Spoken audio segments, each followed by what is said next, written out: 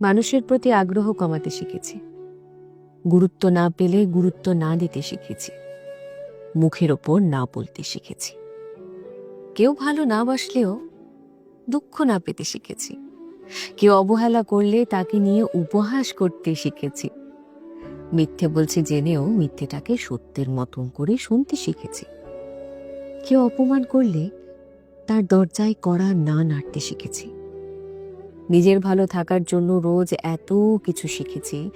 এত কিছু শেখার পর যখন কেউ অহংকারী বলে, তখন তখন তাকে পাত্তা না দিতেও শিখেছি।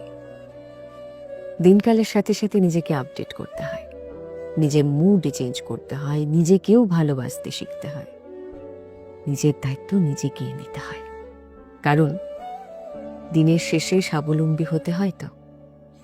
কে কি ভাবলো, কে কি বললো, এর থেকেও বড় কথা হচ্ছে আমি ভালো আছি কিনা এই প্রশ্নটা নিজেকে জিজ্ঞেস করা।